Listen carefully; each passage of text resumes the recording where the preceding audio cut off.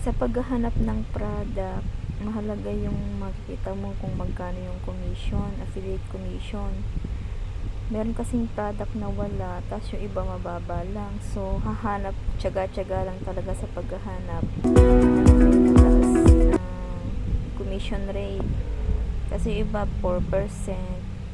Siguro 7% pataas, okay na yun.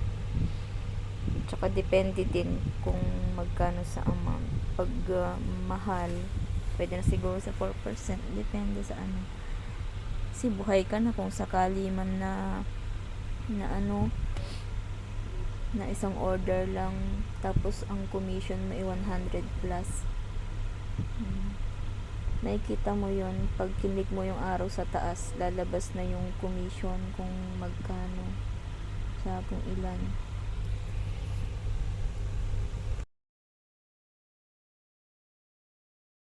Tapos yung mga may nagla-live, wag na kayong kukuha ng may nagla-live kasi yung iba may mga promo during live.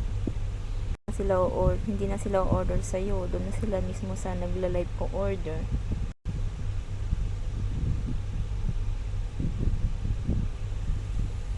Yung katulad nito walang commission, wag natin kukunin yan.